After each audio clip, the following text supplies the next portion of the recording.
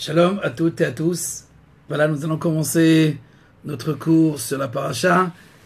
Aujourd'hui, nous parlons donc de Yosef et ses frères, comme convenu. Yosef et ses frères, tragédie du Tikkun. Avant de parler donc de tragédie et du Tikkun, nous rapporterons donc un des versets qui marque en fait cette grande dichotomie entre Yosef et ses frères, qui tout doucement donc elle va se retrouver au moment où Vayeshev Yaakov Beretz Megorei Aviv, là au moment où Vayeshev, c'est-à-dire au moment où Yaakov va résider en Eretz Israël, après donc un séjour chez Laban de plus de 20 ans, là il ne trouve pas donc l'harmonie, il ne trouve pas donc la place, il ne trouve pas sa place avec ses enfants, il ne trouve pas donc la paix. Et à un moment donné, après, comme nous le savons, les rêves de Joseph, la zizanie qui commence, ses frères l'ont haï, et là, à un moment donné, les frères partent. On ne sait pas où ils sont. Le père demande à son fils, vas-y, vayomerlo, lech naree et shlom ahecha, et shlom hatson, bashvindaba, bashelihu, mamek Hebron, bayavo shechema. Yaakov donc envoya son fils pour aller retrouver la paix, l'harmonie avec ses frères, va voir comment ils vont, et il l'envoya de la plaine de Hebron, et est arrivé donc à Shrem. Que signifie il l'envoya? Pourquoi cette précision? Il l'envoya donc de la plaine de Hebron, et il est arrivé à Shrem. Alors il y a deux places, pour ceux qui ne connaissent pas la géographie d'Israël. Nous avons Hebron, donc le caveau des patriarches, comme référence, Hebron, et Shrem, c'est donc dans la Samarie, Sichem, Shechem, donc nous connaissons la tombe de Joseph, il est enterré à Shrem, il y a quand même quelques kilomètres, et on envoie quand même un jeune homme de 17 ans pour aller retrouver la paix, ou comment ils vont ses frères. La Torah ne nous raconte pas tout, il y a réellement quelque chose qui se passe, quelque chose qui est caché. Il y a tout simplement une séparation qui a commencé, et Yaakov qui a cette intuition et qui envoie son fils pour aller résoudre ce problème de la marloquette, de la confrontation, de la dispute, et de retrouver cette paix. Rappelons que les frères, comme le père, disent, après les rêves de Joseph, Amalor Timloch Alenu, est-ce que tu vas régner sur nous? Amashol Timshol Banu, est-ce que tu vas régner? Est-ce que tu vas dominer? Est-ce que tu vas nous diriger? Vas-tu être notre roi? C'est ça que tu proposes. Nos maîtres, dans le Midrash, Rashi rapporte cet enseignement à propos donc de Emek Hebron, c'est-à-dire la plaine de Hebron. Valo Hebron Nimtzet Al-Har. Pourtant, Hebron ne se trouve pas dans une plaine. À un niveau topographique, Hebron se trouve sur une montagne. Elle est plus haute encore que Jérusalem, la ville de Hebron. Et pourquoi donc la Torah dit la plaine de Hebron? Emek Hebron, la profondeur de Hebron. C'est pour signifier, dit le Midrash, Vaishalehu, il envoya selon la Etza Amoka, chez Oto Tzadik, chez Hebron. Il envoya son fils, Jacob envoya son fils, selon, en conformité avec l'idée mystérieuse, l'idée profonde. C'est-à-dire la pensée mystérieuse, la pensée profonde de la direction divine du monde. Etza Amoka. Il envoya donc selon un projet caché, le projet divin caché du monde, de l'histoire. Donc il ne s'agit pas donc de la plaine, littéralement, mais il s'agit plutôt du conseil. Etza, conseil, ou l'esprit caché, ou la pensée cachée de Hebron. Ceci dit que dans cette pensée cachée, cette pensée mystérieuse qui correspond d'après les kabbalistes à ce qui s'appelle la Radla, c'est-à-dire Eshad El Aitada, la tête inconnaissable, le projet inconnaissable, le projet mystérieux de l'histoire, le projet caché de l'histoire. Et c'est dans ce projet, c'est dans ce plan caché de l'histoire, où se trouve en même temps la division, la dichotomie entre Yosef et ses frères, mais aussi l'union de Yosef et ses frères. Parce que Yosef et ses frères ne correspondent pas seulement à deux membres d'une famille qui est en train de se déchirer. Déjà, à l'âge de 17 ans, Yosef est haï par ses frères, est rejeté par ses frères, pour les raisons qu'on connaît ou qu'on ne connaît pas, mais c'est juste la cause proche. La véritable cause, on ne la connaît pas. Mais ils ne s'entendent pas, c'est ce que nous savons. Ce qui est sûr, ce qui est certain. Ceci dit, Yosef se retrouve en Égypte, etc. Par la vente de Joseph, il est vendu, il se retrouve en Égypte, et ce même Yosef, on va le retrouver quelques années plus tard. Quelques années plus tard, est celui qui va nourrir ses frères, nourrir son père, nourrir toutes les familles de la terre. Il va devenir réellement le bras droit de Pharaon. Il va devenir celui qui va amener toute l'économie, la subsistance à ses frères. Et plus tard dans l'histoire du peuple juif, il va amener aussi la conquête de la terre d'Israël, comme nous avons appris, Mashiach ben Yosef, le Messie, fils de Joseph, donc descendant, issu de la famille de Joseph, comme Yerovam ben Nevat, aussi même des rois qui n'étaient pas en conformité avec la Torah, mais ils ont amené au peuple d'Israël beaucoup au niveau donc de la subsistance matérielle. Ceci dit qu'il ne faut pas limiter Mashiach ben Yosef, le Messie, fils de Joseph, à cette fonction de la subsistance ou du guerrier ou du combattant ou du conquérant. C'est, comme on le verra dans les prochaines parachiotes, il y a aussi une autre idée, un autre principe qui est que Yosef incarne, et nous parlerons de cette Etz Hamoka, c'est-à-dire de cette idée mystérieuse de l'histoire, cette idée profonde donc de l'histoire. Mais avant de rentrer donc dans le récit que tout le monde connaît, je voudrais expliquer cette idée de Etz Hamoka, donc cette pensée profonde. Cette pensée profonde qui est liée donc à Yaakov, puisque c'est Yaakov qui envoie son fils selon l'idée profonde, d'une manière inconsciente. Le pshat, selon le sens littéral du midrash, c'est l'idée profonde de la xéra, du décret, qui a été décrété donc sur les enfants d'Israël d'aller en exil. L'exil commence avec la vente de Joseph, comme dit le Maral de Prague. Pour lui, l'exil a commencé avec cette vente. Mais il a commencé bien avant, avec Abraham Avinu. C'est pour ça que Rashi rapporte l'idée profonde, à savoir celle du décret que Dieu a annoncé déjà à Abraham, le patriarche Abraham. Lorsqu'il a demandé « Comment saurais-je que je vais hériter cette terre ?» Dieu lui répond « Savoir, tu sauras, tu sauras que tes enfants vont habiter dans une terre qui n'est pas la leur. » Et ils souffriront, ils seront asservis, soumis, esclaves pendant 400 ans. Alba Meotchana. Passons donc la xéra de Abraham. Il y a, avant même Abraham, cette dichotomie qui existe avec les deux frères, Caïn et Abel. Comme nous l'avons déjà vu, Caïn et Abel représentent ces deux expressions de toute l'existence. D'une part, l'arbre de vie, c'est-à-dire l'éternité, le savoir divin, à savoir la vision divine du monde. Le Etz Chaim, c'est l'arbre de vie, c'est la voie de l'éternité, et la voie de la connaissance, Etz Hadat, Tovara, le bien et le mal, bien et mal, qui signifie bien sûr la dualité, c'est le savoir qui est produit par la dualité. On comprend une chose par son contraire, on comprend la nuit ou le jour par la nuit, on comprend la lumière par les ténèbres, et on comprend la rédemption par l'exil. Tu veux savoir la rédemption, eh bien tu connaîtras l'exil. À partir du moment qu'on se pose la question, alors on doit vivre le contraire. On doit vivre le contraire, c'est-à-dire vivre l'opposé, l'antinomie, pour comprendre l'autre côté. On a besoin de la nuit, on a besoin de l'exil pour comprendre la rédemption. Et ça, c'est Abraham. C'est Abraham qui se pose la question. Bameda, comment saurais-je? Eda, Etz Hadat, c'est la voie donc de Etz Hadat, c'est la voie donc de la connaissance, la voie de l'expérience, la voie de l'initiative, et c'est la voie de Yosef. C'est la voie donc de Yosef, qui lui préside et révèle concrètement dans la famille de Jacob cette voie de Etz Hadat. C'est pour ça qu'il est haï. Il n'est pas haï à cause d'une jalousie factice, à cause d'une jalousie insignifiante. Non, il y a là quelque chose de profond qui dérange la maison authentique de Jacob, qui est représentée par Yehuda. Yud Kevavke, comme nous l'avons vu, par Léa.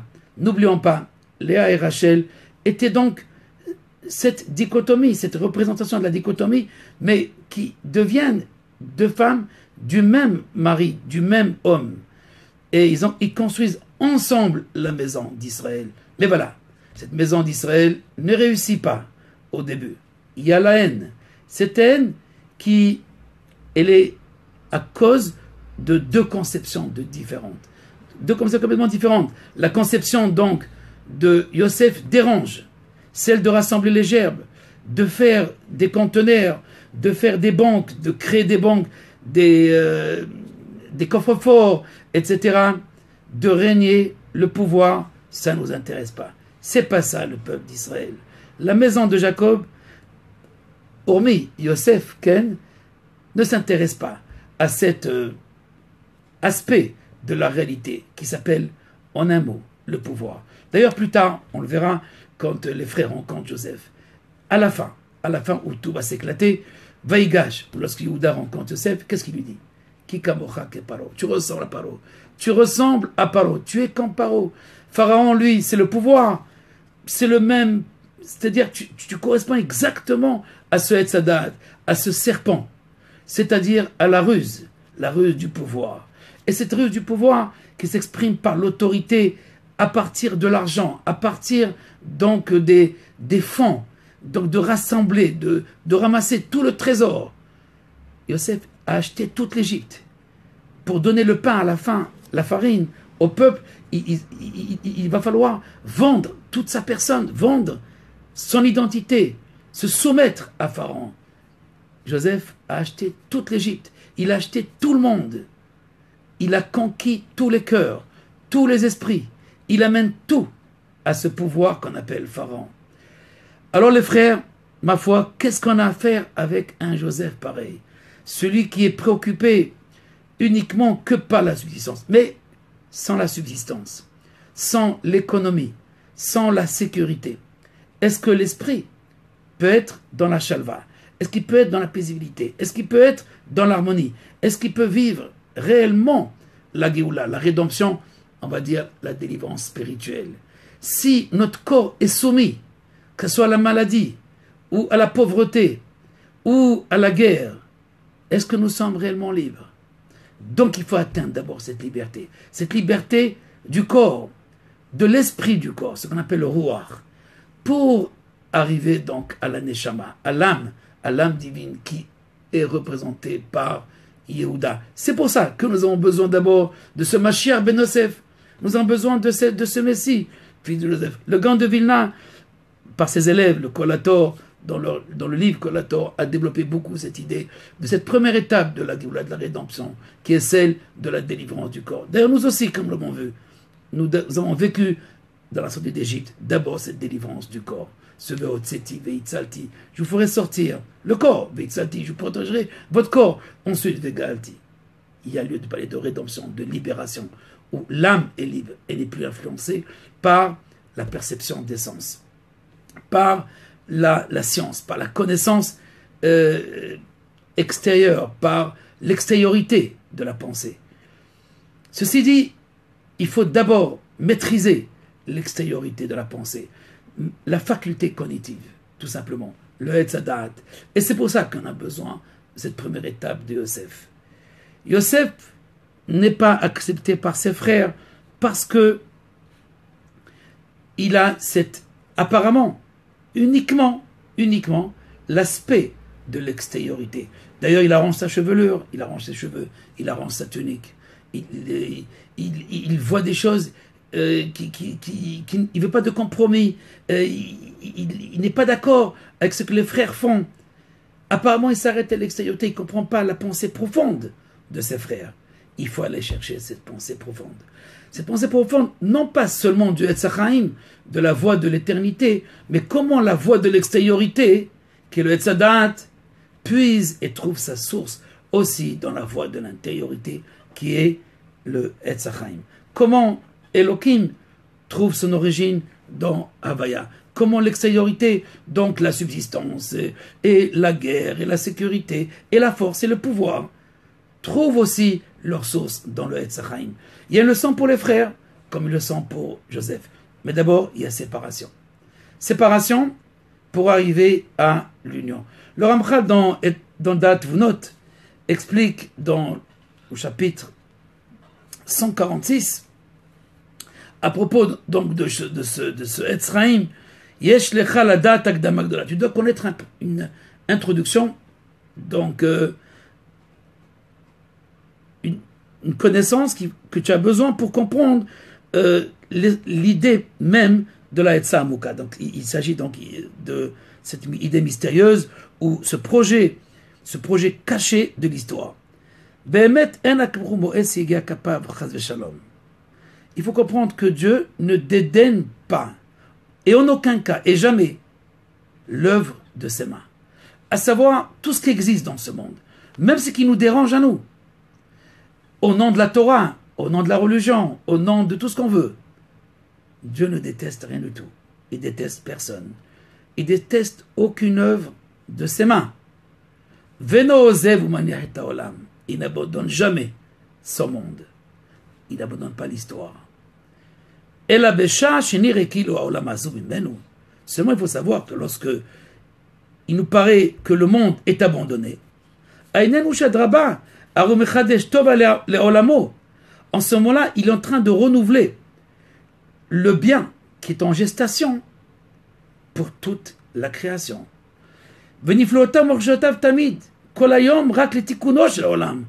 Car les pensées profondes de l'Éternel ne sont que pour un seul but, le tikkun haolam, la réparation du monde. Lo lekilkulo, en aucun cas pour le détruire. Et là, shumastir et sato, Esther gadol meod, mais seulement il cache sa pensée. Sa pensée cachée, là on revient à Etza Amoka. Etza Amoka, mastir atsato, il cache donc sa pensée. Ve'az nimtsa olam kemo azuv, on a l'impression que Dieu a abandonné le monde. Ubni Adam soblim, et les hommes souffrent de leurs péchés. Mais on shehatatohem. Vechen amrou chazal. Al Yaakov, ainsi nos maîtres ont dit sur Yaakov lui-même. Le Midrash dit à propos de Jacob, Vayomer Israël, lama reotemli. Lorsque ses enfants arrivent et reviennent chez le père qui est complètement affligé par la grande épreuve de la disparition de son fils, qu'est-ce qu'il dit? Il dit une bêtise, apparemment d'après le Midrash. Lama reotemli. Pourquoi vous m'avez fait du mal? Pourquoi vous me faites mal? Pourquoi vous m'avez fait du mal? Lama reotemli. Pourquoi vous me faites souffrir? Riche, là qui bishim Rav Chama, Bacham, Be'olam lo amayakot dabashil batala. D'après un grand maître, jamais Jacob a dit une parole vaine. Et la canne, seulement ici, dans ce verset, c'est une parole vaine. Pourquoi vous me faites souffrir? Comment? Qui te fait souffrir? Amar Akal Baruch Hu, Dieu dit, Ani asuk le'amlich et beno b'Mitzrayim, moi je suis préoccupé à faire régner son fils en Égypte, et lui dit, la marée otemli, pourquoi vous faites du mal? À Daoud et Temar, c'est ce que le prophète annonce, Isaïe, dans le chapitre 40, verset 27, Nistera darkim Hashem, ma voix, la voix de Dieu m'est cachée, elle est dissimulée. C'est la dissimulation de la présence. Veinu ki kozma she Yaakov avinu, betsa prishat Yosef benu. Le Ramchal explique dans Da'at Vunot tout le temps que Yosef était séparé de son père. Akadosh Baruch Hu lo ya'ila megalgel, Dieu préparait, il arrangeait, il faisait tournoyer donc toutes les voies du monde, le amlich Yosef, afin de faire régner Yosef, ou le hayot et Yaakov, afin de donner une fin heureuse à Jacob, Beshalva, dans l'harmonie et dans la paix. Seulement, c'est seulement parce qu'il y a ici une idée cachée, une pensée mystérieuse, une pensée profonde. Et cette pensée profonde a engendré plutôt, Ayatzar, Over Yaakov, a engendré la souffrance de Jacob. C'est parce que cette voix nous est dissimulée, parce que cette tête, ce projet qu'on appelle la Radla, Reshad de la Etada, cette tête, elle est inconnaissable. Cette tête, pour l'homme, bien entendu, elle devient connaissable à un moment donné dans l'histoire. À un moment donné, elle se révèle. tout le puzzle, toutes les différentes parties se rejoignent pour révéler cette unité qui relie et rattache toutes les parties du puzzle de l'histoire. Mais en attendant, il y a d'une part la Etza Amoka, il faut aller chercher en Égypte, cette Etza Amoka, ou par cette souffrance d'Égypte, par cette souffrance du corps, et donner place à l'esprit, peut-être de se détacher du corps. À un moment donné, on ne ressent plus le corps. Et là, il y a la foi. La foi qui intervient. La foi qui intervient pour garder quand même le corps. Parce qu'il ne s'agit pas de se suicider en Égypte. Il ne s'agit pas de quitter, d'abandonner. Il ne s'agit pas de quitter l'espoir. Parce que pour le Ramchal, la foi, c'est l'espoir. C'est-à-dire, dans son Drush Akivou, il dit que la foi, c'est une expression, c'est le kivouï, c'est l'espoir. C'est l'espoir profond. L'espoir profond juste de la délivrance. L'espoir profond qu'il ne faut pas s'arrêter. Et même si on doit mourir, même si on doit quitter ce monde, c'est pas important. C'est pour rejoindre l'infini, c'est pour rejoindre l'être suprême, le seul être. Et cette foi, dit le Ramchal dans le chapitre 171 de Da'at Vunot, car c'est ça la puissance de la foi. La Da'at Shakwamito Idbara, de comprendre que tout ce qui se passe, c'est uniquement par lui. Même ce qui nous dérange, même ce qui ne nous arrange pas. Akol Me'etza Amoka, tout procède de ce Emek Hebron, cette plaine de Hebron, cette profondeur de l'unification du ciel et de la terre. C'est ça Hebron. Hebron, c'est le Hibour, c'est l'union, le principe qui unit le haut et le bas. Ben c'est ça cette pensée, c'est le sens de cette pensée mystérieuse. Sache que il n'y a aucun hasard dans ce monde. Il n'y a aucun événement fortuit. Il n'y a aucune rencontre fortuite. Il n'y a rien qui est en plus. Lokatan velogadol. Ni action insignifiante, ni grande action. Tout a sa raison. Kiakol gilgul. Ou shehozer baolam. C'est uniquement comme une roue qui doit tourner. Sovev. Elle tourne la tête tikkun kali afin de donner une réparation universelle. Écoutez bien. El kol hanimtsaot. À toutes les créatures, à tous les existants. À tous les existants. C'est-à-dire tous les existants doivent recevoir ce tikkun tôt ou tard. Et si Yosef et Yehuda se relient, alors c'est sûr, si ces deux aspects du messianisme, celui donc la délivrance matérielle et spirituelle, s'unissent, alors on peut atteindre cette vision, cette réalisation de la réparation universelle. Car, dit le Ramchal, dans Da'at Vunot, Vesof HaSivuv, Yatikun HaKlali. Parce que la fin de tout ce cycle de l'histoire est la réparation universelle. Comme vous savez, le livre, le Hashem, le livre de la réparation du Tikkun est sorti, Tikkun HaOlam, et je rapporte bien sûr ce passage, parmi d'autres passages importants, qui montrent qu'en fait, que toute cette histoire n'est là que pour l'unification de deux genres d'hommes ou de deux genres de personnes. Il y a un genre de personnes qui sont liées et attachées justement à l'infini, qui sont attachées à la Radla, à cette tête inconnaissable. C'est ça le Emek Hebron, la Etza Amoka, et d'autres qui sont attachés à l'extériorité. Mais même ceux qui sont attachés à l'extériorité, il ne faut pas les rejeter. Il ne faut pas les rejeter parce qu'ils ont un rôle aussi. Ils ont un rôle dans cette... Dans la réparation universelle. Ils doivent s'unir. Par le Mashiach ben Yosef, ils doivent s'unir. Toute cette force doit s'unir. Tout ce caractère qu'on appelle donc le Etz Hadat, première expression par Caïn, le premier enfant.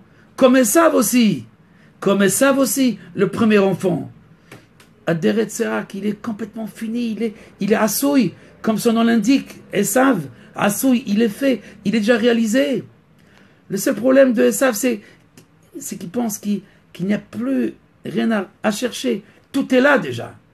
Non, il y a la complétude qu'il faut aller chercher. Il faut la chercher dans l'infini. Et donc dans l'union avec Yaakov. Mais Yaakov aussi a besoin de Esav. Comme Yehuda a besoin de Yosef, comme Yosef a besoin de Yehuda. Mais pour le moment, il y a une tragédie. Il y a une tragédie de je dirais, comme la Shvirat HaKelim, comme la brisure. La brisure des vases, comme la lumière se sépare du vase. Comme si l'essence se sépare de l'existence. L'intériorité se sépare de l'extériorité. Mais il y a lieu de rechercher continuellement, dans tout ce que nous faisons, cette union. Si on ne la fait pas, alors on continue la Mechirat Yosef. On continue donc la faute de la vente de Joseph. Pour aller plus loin dans cette idée, je vais reprendre dans la paracha précédente, puisque je n'ai pas donné un cours sur la paracha précédente qui est celle de Vaishlar, où Jacob va rencontrer, dans la rencontre de Jacob avec Esav. Et là, il lui annonce quelque chose qui n'est pas très clair, où on a besoin du Midrash pour nous éclairer à propos donc de ce que dit Jacob à son frère. Il lui dit Vaïlisho vahamor, son de Shifra. Alors, c'est très beau, c'est très poétique, etc. Mais je vais dépasser la poésie, etc. Même si c'est importante. D'ailleurs, toutes ces parachiotes c'est de la poésie, c'est une histoire formidable. Mais il ne faut pas s'arrêter à cette extériorité. Il faut aller au sens métaphysique, bien sûr, de cette histoire, qui est notre histoire de toute l'humanité. D'abord, de la maison d'Israël, qui est divisée, malheureusement, qui est coupée, et qui, depuis la mort de Salomon, comme nous l'avons dit avec Jéroboam, d'une part, descendant de Yosef, et Rechavam, descendant donc de Salomon et David. En tous les cas, Etzachem et Tzadat, encore une fois. Et on a encore une dichotomie, mais dans un autre aspect. Alors vous allez écouter ça, c'est d'ailleurs, c'est merveilleux, c'est deux animaux. Il s'agit de deux animaux que Jacob rappelle. J'ai un taureau et un âne, littéralement. Littéralement, j'ai du bétail, j'ai des ânes, j'ai du gros bétail, c'est le taureau. J'ai du petit bétail, j'ai le tson, et j'ai aussi des ânes, des chevaux. C'est pas des Mercedes, bon, mais j'ai des moyens, donc c'est pas la cavalerie lourde, ni petite, mais voilà ce que je possède. On ne comprend pas. Qu'est-ce qui se justifie, ce Jacob? Qu'est-ce qu'il raconte? Qu'est-ce qu'il veut dire? Alors, bien sûr, le Midrash tout de suite va dire Shor, Vaïli Shor Vahamor, Shor Ze Yosef. Le Midrash nous dit le Shor, le bœuf, ou plutôt le taureau, c'est Yosef. Il correspond à Yosef. Yosef a cette caractéristique du taureau qui laboure, qui transforme la terre, qui transforme la nature, c'est la force de la nature qui transforme et qui va faire bourgeonner le grain, qui va permettre au grain de trouver une place prête et apte à sortir, non pas seulement des légumes, mais des fruits et des arbres, etc. Ça c'est Yosef. Mossif, multiplie, il renforce, il ajoute. C'est le shor, mais le shor aussi, c'est shor milchama, c'est comme dans le torero. Donc c'est la bataille. Et lui, il attaque. Il ne s'arrête pas. Il avance. Et il défonce aussi. Avec ses cornes. Il défonce tout. Il n'a peur de rien du tout. Ça, c'est ma chère Ben Yosef. C'est cette force. Parce qu'il croit. Il a une foi très profonde. Mais voilà, il y a de la famille issus donc de Yosef qui ne comprennent pas d'où vient cette force de la Hetza Amoka, qui vient de l'éternité. Ils pensent que sa force, elle est là dans ce monde, donc elle est inscrite dans la temporalité. Il faut profiter de la jeunesse. Mais non, tu n'as rien compris. Cette force, elle possède une origine profonde. Et Joseph doit descendre en Égypte parce que l'Égypte, elle renferme toute cette science, toute la connaissance du monde. Et c'est là où il faut retrouver, c'est dans cette Égypte où il faut trouver ce qui manque à l'Égypte, le principe même de l'éternité. C'est-à-dire comment l'éternité s'inscrit dans l'histoire, ou comment la temporalité est issue de l'éternité. Cette relation entre l'extériorité et l'intériorité, cette temporalité et cette éternité, c'est ça la Hetza Amoka. C'est ça la Hetza Amoka, c'est une idée mystérieuse. Dans la Kabbalah, on appelle ça le Hatik, c'est la figure de Hatik, de l'ancien, de la Radla, de cette tête qui fait la jonction.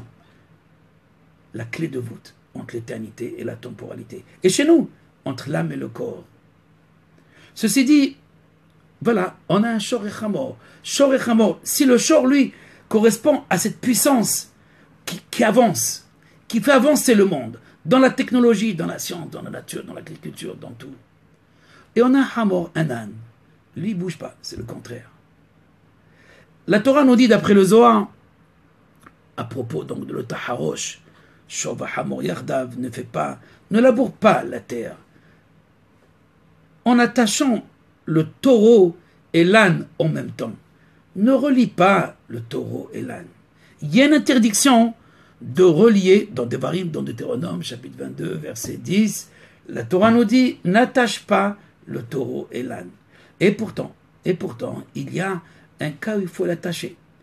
Si le Hamor, lui, il correspond à Mashiach ben David, il y a un âne qui lui... C'est pas qu'il ne comprend pas, c'est qu'il a tout compris. Lui, il ne bouge pas parce qu'il sait que tout est animé d'en haut. L'âne, lui, s'il ne bouge pas, s'il est immobile, non pas parce qu'il est bête, comme on a l'impression qu'il est bête, il ne comprend pas qu'est-ce qu'il veut s'en mettre, mais on dit qu'il comprend le plus. C'est comme un peu le Haton de Bilam, comme Bilam aussi, la jument l'ânesse de Bilam, ou la jument de Bilam. Elle comprend, elle voit l'ange. Alors l'âne, lui, effectivement, il y a quelque chose qui nous dérange dans l'âne, mais c'est une force extraordinaire de patience. Il est patient. Il est patient. Rien ne bouge. Tout est immobile. Alors c'est vrai que Shevet Yehuda, Bedochak Betzar, la tribu de Juda, elle ressemble à cet âne. Et d'ailleurs on dit, le Mashiach, dans la prophétie de Daniel, il va venir sur un âne. Sur un âne, comme si toute la matière pour lui, elle n'est rien du tout. Il y a une déconsidération, il dédaigne, un peu comme Evel. Comme Evel et Caïn. Caïn, lui, qui fait la production, c'est les usines, c'est l'industrie. Alors que Abel, lui, c'est vanité, tout est vanité. Donc c'est le sacrifice de soi, de la matière. Le Mashiach, lui, Ben David, qui chevauche, donc l'âne qui symbolise bien sûr cette immobilité du monde, ou plutôt on ferme les yeux et rien ne tourne maintenant. C'est la mort.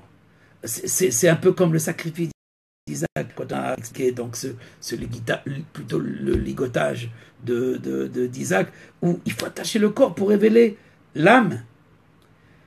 Parce que l'âme, elle reçoit d'une connaissance qui est transcendantale, qui est, elle, c'est l'intellect agent. C'est plus la faculté cognitive qui réfléchit, c'est plus le Etzadat, c'est plus dans Yosef, on est dans le Ruach HaKodesh, dans l'Esprit Saint. Et donc, c'est lié au Etzachaim. Oui, mais voilà, il y a un Shor et un Hamor qui ne peuvent pas se relier. Même si nos maîtres disent que le Shor et le Hamor qui correspond à des caractères de nations. Il y a des nations qui sont comme Hamor, ils font rien du tout, ils font que prier, ils sont dans l'Himalaya ou je ne sais pas, et d'autres qui sont dans le travail au Japon ou Hong Kong, je ne sais pas, et donc c'est la production non-stop, jour et nuit. On ne fait pas un monde avec ça, ni l'un, ni avec l'un, ni avec l'autre. En principe, relier ces deux chemins, ces deux voies, donc le Shor, le Hamor, en l'occurrence, dans notre paracha, c'est Yosef et Yehuda, ça ne se fait pas, ça ne peut pas se faire. C'est deux conceptions complètement différentes.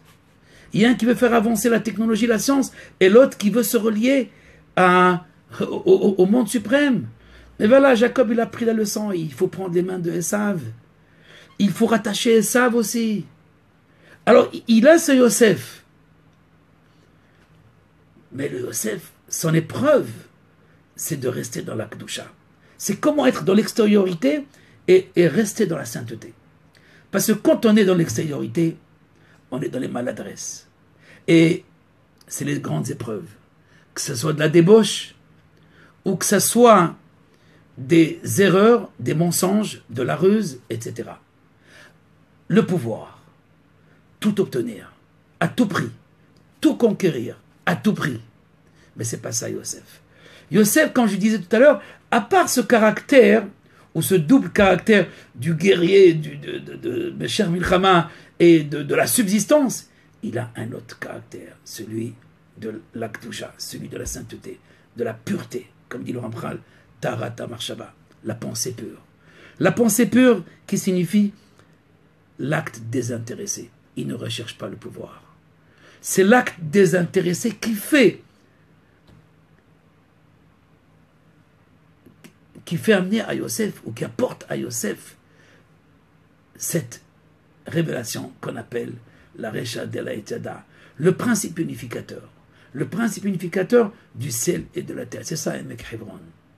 C'est ça le Emek Hebron. Si Yaakov, quand il rencontre son frère, il lui fait peur, il lui dit, écoute, tu sais, je possède tout.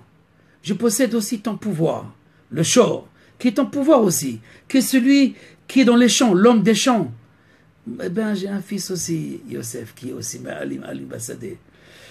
Et si tu veux, j'ai aussi la patience. Et je peux attendre très longtemps. Et rien ne peut me faire plier. Ce qu'on appelle en français têtu. Être têtu. Eh bien, être têtu, c'est un bon caractère. Mais dans le bon sens. Être têtu, non pas pour obtenir le pouvoir, pour attendre la révélation. Pour attendre la révélation. C'est ça le véritable espoir. Le véritable espoir, c'est dans l'attente de la révélation. Dans l'attente de la révélation de l'Éternel, de Akadosh Baruch Hu. Et c'est ça qui va donner la force au peuple d'Israël, qui donnera cette force et ce modèle à tout le monde. Dans Israël, il y a un aspect qui s'appelle Yehuda. Il y a un aspect qui est Yosef et qui est plus proche, celui qui est plus proche des nations. Comme j'expliquais, que après la mort de Salomon, le grand sage, qui avait cette force, cette puissance d'unir le haut et le bas, l'éternité et la temporalité, l'intériorité et l'extériorité. Cet homme nous manque, ce Shalom, il avait un chotam, il avait un sceau, le sceau de Salomon, qui était capable de tout relier, de tout connaître. Tout ce qui se passe dans ce monde, même les oiseaux. Pas le bruit des oiseaux, pas le chant, mais la discussion des oiseaux, la discussion des arbres. Il connaissait tout. Mais il connaissait le ciel, il connaissait d'où provient tout cela. Et que tout cela, en vérité, tout ce qu'on voit, ne procède que d'un seul être, qui est l'Éternel, qui est le Etzraïm. Et c'est ici qu'il faut relier, c'est ici qu'il faut attacher l'infini et le fini, l'âme et le corps, Yehuda et Yosef. Mais avant cette union, combien de temps on va attendre? Combien l'Éternel nous a mis dans une tragédie, dans une épreuve, et de la haine, et de la famine, et de l'esclavage, et de l'exil. Et tout cela, pourquoi? Pour prendre conscience qu'on ne peut pas s'en sortir l'un sans l'autre. Qu'on ne peut pas s'en sortir sans l'intériorité. Et que l'intériorité aussi ne peut pas s'en sortir avec cette extériorité. Regardez le monde comme il a avancé. Le monde a beaucoup avancé dans la science, dans la connaissance, dans la technologie, dans le high-tech, dans tous les domaines. Mais d'un autre côté, le monde avance, il faut le savoir, aussi au niveau de la Kabbalah, au niveau de l'ésotérisme, au niveau de la véritable sagesse. Et je vais aller plus loin. C'est parce que le monde a avancé grâce à quelques hommes, quelques personnes dans le monde. Et ils ont avancé dans cette recherche, dans cette découverte de l'intériorité du monde, de l'âme du monde. Alors, chaque découverte, elle a produit une découverte dans le monde de l'extériorité. Ainsi, le Chafetz Chaim expliquait que s'il y a le train, s'il y a le télégramme, à son époque, c'est ce qu'il y avait, il n'y avait pas encore le HiFi, mais chaque découverte dans le monde de la émouna, de la foi, de l'intériorité, de la sagesse, alors amène dans le monde, produit dans le monde quelque chose. Donc Yosef va aller chercher à comprendre dans l'Égypte que toute l'extériorité, elle provient d'une intériorité. C'est ça le chalom, c'est ça le rêve. Le rêve, il relie deux mondes, un monde imaginaire et un monde réel. Mais il est en avance, le monde imaginaire sur le monde réel, comme la prophétie, il est en avance sur la réalité. Comme l'ésotérisme qui est en avance sur l'exotérisme, sur la science et la connaissance sensorielle. Alors il faut aller dans cette Égypte. Et il faut descendre aussi, les frères Yehuda aussi, dans cette Égypte. Et il faut se rattacher à cet homme qui, lui, va nous faire dévoiler cette clé de voûte, cette Etsa Amoka, cette idée mystérieuse, cette Etsa Amoka, ce projet profond de l'histoire, ce projet de l'ordre de l'intérieur, qui relie le taureau, le guerrier, l'extériorité et l'âne, qui les relie les deux. Grâce à qui? Grâce à Issachar. On ne peut pas donc approfondir plus ce midrash, juste ajouter un mot à propos de ce Issachar. Qui est Issachar? Parce que dans Issachar aussi, c'est Hamor Garem. Issachar, lui, c'est un enfant de Léa, mais qui vient un petit peu, je dirais, grâce à Rachel. Un jour, Réhouven, le premier fils de Léa, va amener une plante. D'après Rachid, c'est le jasmin. Mais peu importe, il apporte une plante pour sa mère, afin qu'elle puisse enfanter, puisque sa mère Léa n'avait plus d'enfants. Bon, elle avait déjà Réhouven, Shimon, Lévi, Yehuda, elle avait déjà quelques enfants avant. Mais elle s'est arrêtée d'enfanter. Et Réhouven voulait que sa mère apporte encore une progéniture dans ce monde. Et Rachel, elle voit Léa et ses plantes. Il dit, qu'est-ce que c'est ces plantes? Il dit, c'est pour enfanter. Ah bon, tu peux me donner? Et qu'est-ce que tu me donnes à la place? Et là, Rachel, elle donne sa place. Il dit, bon, voilà, mon mari, aujourd'hui, il ira avec toi. Bon, ça nous paraît très énigmatique, toute cette histoire. Mais en tous les cas, Rachel donne sa place. Et Léa, elle vient, elle rencontre son mari. Va peut-être c'est Léa, elle sort pour rencontrer son mari. Parce que son mari Jacob, il était habitué à venir chez Rachel. Sa maison est avec Rachel, pas avec Léa. Et là, Léa, elle dit à Jacob, ce soir, je t'ai loué. Sacharti otra. Tu m'appartiens. Maintenant, tu es à moi ce soir. Sacharti. Sacharti, Sachar, Yessachar. Il y a une récompense. Il y a une récompense. Je t'ai loué, loué, récompense, récompense, loué. Alors il y a une récompense. À Rachel, Yessachar, il faut la terre. Pour Rachel, le prophète dit, il y a une récompense à ton action, à tes pleurs, à tes larmes.